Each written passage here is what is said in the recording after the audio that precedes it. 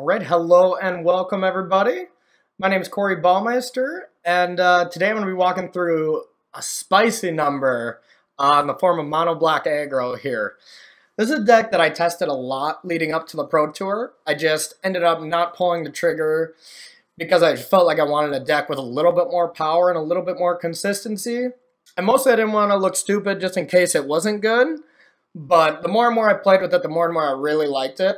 And me and Seth actually spent a large majority of our test time focusing on this deck. So yeah, let's delve right in. So first we got the creature based here, Dread Wanderers and Night Market Lookouts as our 1-drops. People were playing like the Conquistador, the 1/2, but I felt like it was just underpowered. Like after turn 2 is just basically a blank almost every time.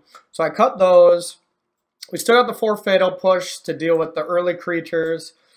I added 2 Harsh Scrutinies because I think it's one of the best cards against Teamer, and that's basically what's everywhere online right here. And then we still have the Great Combat trick of Supernatural Stamina. This card's been insane. It really, it protects your big creatures that are important, like Rune Raider or your Heart of Kirans, but it also lets you attack into boards that normally would be a stall.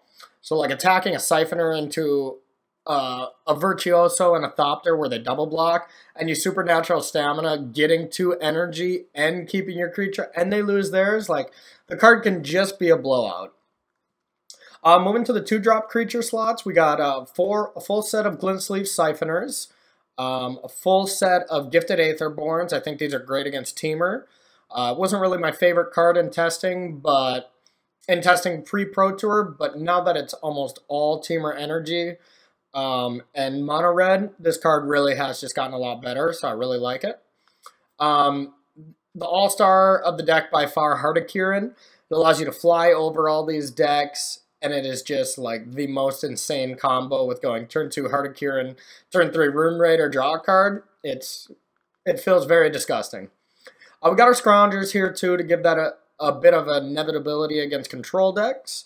And then here's a card I think is just, one of the also all-stars of the deck, Harvester. It's insanely good with Night Market Lookout.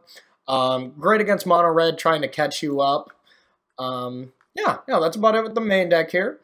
Sideboard, we move on. We got our 4 Duresses and the 3 Freebooters that come in against control.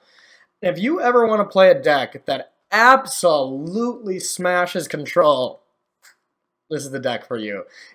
It's not even close. Like, all your creatures draw you cards, and then you're just disrupting them on any other turns. Like, if you have a metagame at your local FNM, your RPTQs, or your GPs you think are going to be really intensified by control, this is the deck to just really punish them.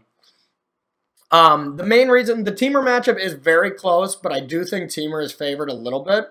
That's what makes me a little gun-shy to fire it off, but it really is winnable with the right sideboard plans. We got Foul Bridge Prowlers that are really good against mono red and other X1 decks. I mean, Glint-Sleeve Siphoner and Sultai you bring it in against. It's great. It's still Cruise Harvester. The card is awesome. We got that 3rd Harsh Scrutiny for the Teamer decks.